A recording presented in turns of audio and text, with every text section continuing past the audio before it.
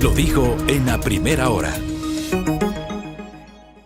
Muy bien, 7:43. Ayer en este espacio, la asambleísta Mireya Pazmiño, quien forma parte de las disidencias de Pachacuti, si así se puede denominar, ¿no? Ella pertenece a este sector que denomina Pachacuti Conalle. Rebelde, exacto. Ese es el término que ella misma utilizó el día de ayer, la asambleísta Pazmiño.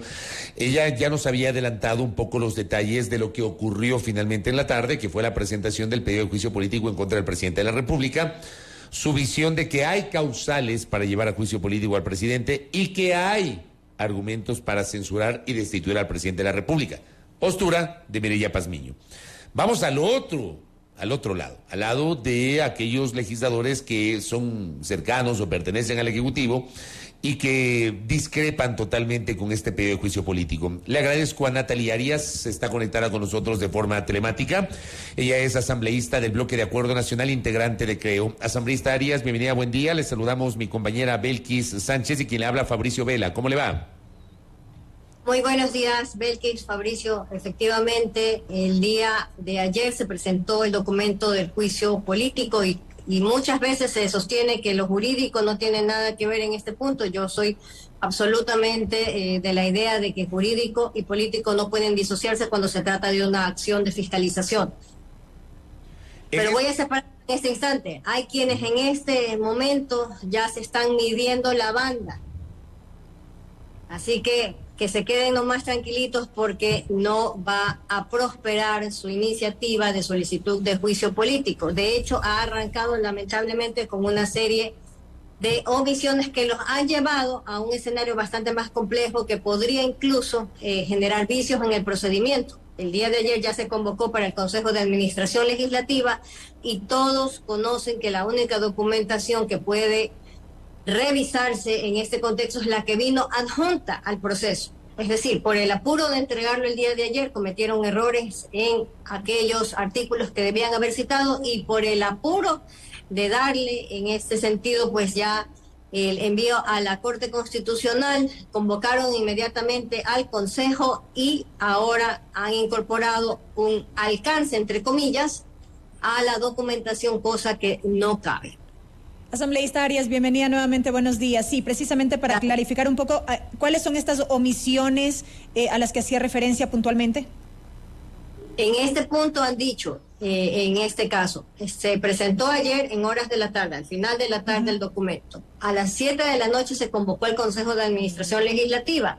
Se dieron cuenta en el camino que después de convocada la sesión habían mal utilizado uno de los artículos. De hecho, en la primera página se puede ver el artículo 131, que es para otros fines, para otro tipo de control político, y no el 129, que es el que corresponde para el primer mandatario. Es decir, que este alcance que se presentó posterior a la convocatoria de la sesión del CAL no podría conocerse en el marco de esa sesión, esa documentación que se adjuntó posteriormente. Efectivamente, no podría, porque de hecho la única documentación que se puede revisar dentro de la sesión es la que vino adjunta a la convocatoria, eso siempre y cuando no quieran incluir vicios de procedimiento en esta acción de fiscalización. Esto que le denominan lapsus calamis, que es el argumento para presentar este alcance, digamos, en derecho no procede. Verá, de acuerdo a la Ley Orgánica de la Función Legislativa, el Consejo de Administración Legislativa, valga la indicación, puede pedir que se complete. Hay una diferencia entre los verbos completar y corregir.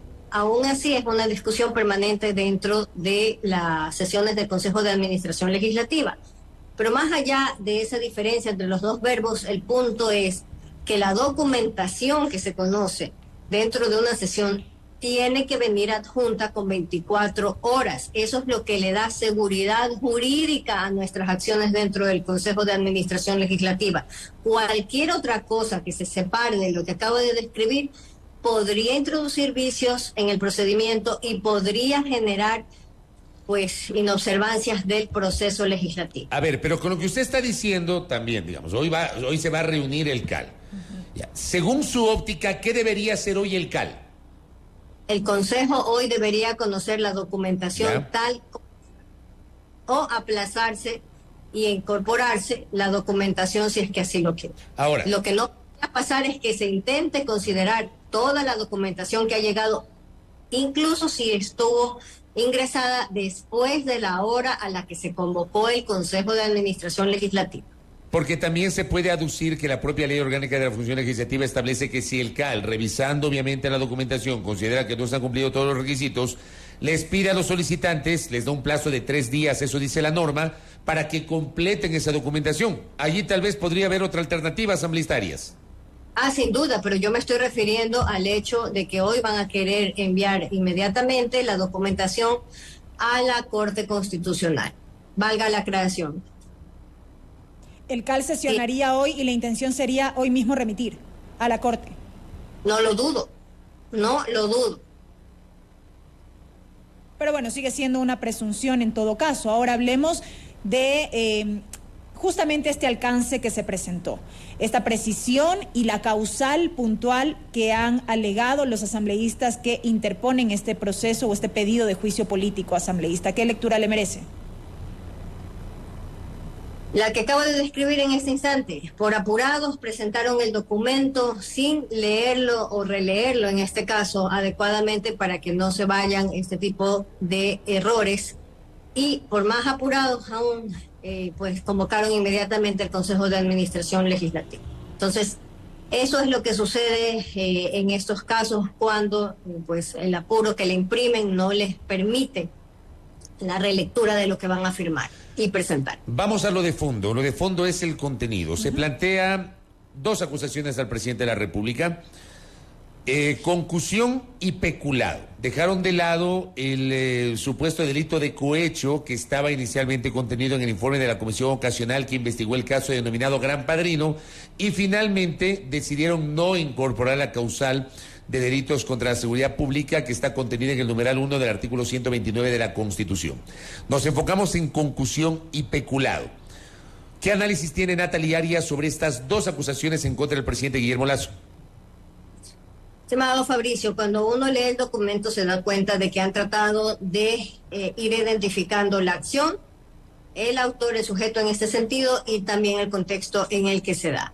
Y llegan al punto incluso de específicamente para el delito de peculado, que son delitos contra la administración pública y que requieren, vamos a insistir en esto porque esa es la forma en la que lo describe el Código Orgánico Integral Penal, una acción, no se pueden cometer por omisión, por lo tanto no es posible que en ese sentido, para peculado en particular, y de hecho también para conclusión, pues no pueden en este momento de sostener que tanto quien delega como quien es delegado lo cometen porque estarían entrando en una incoherencia, pues estarían entrando en una indefinición en este caso de si hubo la acción o no hubo la acción, o si van a insistir en esta otra parte de que se puede actuar por omisión en este contexto, que de hecho pues son artículos que están dentro de la normativa, sí, por supuesto, pero no aplican pues en este caso. Entonces, estos son, de hecho, pues al revisar el documento uno encuentra algunos puntos bastante curiosos. Uno de esos es la descripción, en este caso, de que esto no está siendo, no busca enmarcarse estrictamente en el 129, pero aún así es el artículo que citan y de la misma forma otros puntos también que son bastante cuestionables, pues. El año pasado todos vimos cuando intentaron configurar a medida, fabricar básicamente cuáles eran las circunstancias de una, en este caso, grave conmoción interna. Y ahora, por supuesto, pues ante la posibilidad de una muerte cruzada que ellos mismos refieren dentro del documento, nuevamente pues ahí lo que hacen es tratar de cubrirse las espaldas diciendo que esto pues no puede ser utilizado por el presidente para alegarlo en el mismo sentido en el que ellos intentaron alegarlo el año pasado. Es decir, aquí hay varias cosas que se pueden ir en este instante pues también desmenuzando para el análisis. Asambleísta, esto es lo que usted acaba de hacer referencia en el sentido de que se ha manifestado en el mismo pedido, en la misma solicitud, que no buscan enmarcarse en el 129. De alguna manera, más allá de que lo citan, de alguna manera tendría que ver con esta postura en el sentido, y como lo dijo la asambleísta Viviana Veloz, de que esto se trata de un juicio político y que corresponde en este caso al ámbito de la justicia, que determine responsabilidades en el marco ya de lo penal como tal. A la Asamblea le corresponde lo que tiene que ver con este carácter político del proceso. Es que la necesidad, en este caso, de adecuar las circunstancias, cualesquiera que éstas sean, a las causales del 129 es lo que los induce a cometer toda serie de errores, no solo los que describimos hace un momento, sino además aquellos que ya tienen que ver con el fondo realmente de la solicitud, porque todos estamos conscientes de que una acción de esta naturaleza de control político, pues no, por supuesto, se desarrolla dentro de la Asamblea, no en el ámbito de la justicia, pero tendría que estar descrito de manera que también aporte en ese sentido a la identificación de esas responsabilidades políticas que podrían eventualmente rayar en lo judicial, entonces en lo penal específicamente. Entonces, estos son los puntos de los que adolece el documento cuando se trata de enmarcar. De hecho, es el error de fondo que realmente están cometiendo. El principal, a mi criterio, es que tratando de tejer esa historia y abarcando una serie, en este caso de hechos, terminan pisándose los talones entre sí porque no pueden hallar conexidad entre todos los puntos. Ahora, vamos también a algunos argumentos y algunas reacciones que se han generado en estas horas. Ustedes sostienen, el gobierno por su lado, que emitió ayer un comunicado, la bancada de Acuerdo Nacional que emitió otro comunicado, hablan de y sostienen que hay un intento de desestabilización, que hay una conspiración, que hay una conjura para atentar contra la democracia. Yo le pregunto, ¿cómo se puede determinar eso, asambleísta Arias, cuando lo que se está pretendiendo aplicar es un mecanismo consagrado en la Constitución, que dice el 129 y habla de la capacidad legislativa para llevar adelante un juicio político al presidente de la República? Porque además hay que decirlo, los sectores políticos pueden tener la intención de llevar adelante un juicio político y censurar y destituir al presidente, pero nada de esto es posible si no hay un dictamen previo de la Corte Constitucional, y yo sostengo esa es probablemente la virtud de ese artículo, el 129. Establece ese candado, ese filtro de la Corte Constitucional. Dicho esto, ¿por qué se sostiene que esto es un equivalente a conspirar contra el régimen constituido y contra la democracia si es un mecanismo establecido en la norma constitucional? Asambleísta Arias. Estimado Fabricio, lo que dice la norma nadie lo duda, está ahí escrito y está disponible para la lectura de todos los ecuatorianos. Sin embargo, cuando lo que está escrito trata en este instante de exprimirse para servir a los fines que ya han sido descritos en este momento de desestabilización, esa es totalmente otra historia. Y no es la primera vez, en realidad. Han intentado a través del Tribunal Contencioso Electoral, han intentado a través del caso Pandora Papers, han intentado a través de las movilizaciones el año pasado, que todos los ecuatorianos recuerdan los alcances de violencia que en algún momento pudieron llegar a tener. Entonces, y ahí podemos seguir repasando algunos puntos en los que también se ha intentado por otras vías insistir en estos temas. Es decir, no es el primer intento, no es la primera vez que vemos que fabrican a medida, no es la primera vez, de hecho, en la que las conclusiones ya las tenían, pero solo les faltaba el informe que acompaña esas conclusiones, tal como pasó en la comisión ocasional.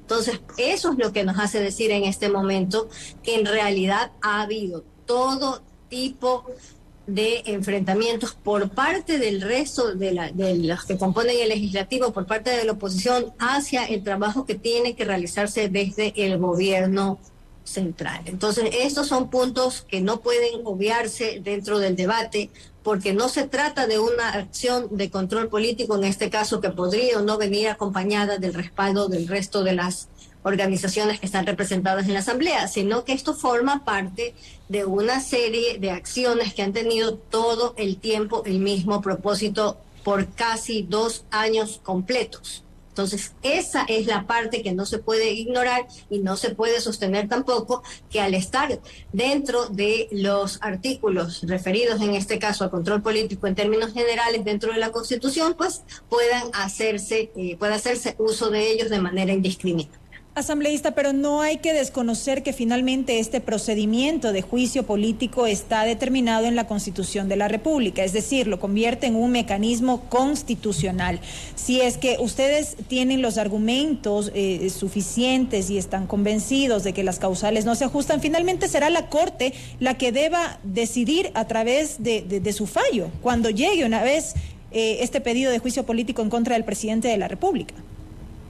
Concuerdo, Belkis, pero acabo de escribir justamente esta parte, que esté dentro de la normativa no significa que yo puedo hacer uso indiscriminado del mismo o tratar de torcerlo para que se apegue a mis intenciones como oposición, en este caso hablando en el papel de quienes han presentado esta solicitud. Y de la misma forma, pues, también aprovecho para referirme a lo cuestionable que es que ya existan voces en este momento tratando de presionar a la Corte Constitucional, que debe actuar en absoluta independencia para asegurar a los ecuatorianos el debido proceso dentro de esta acción.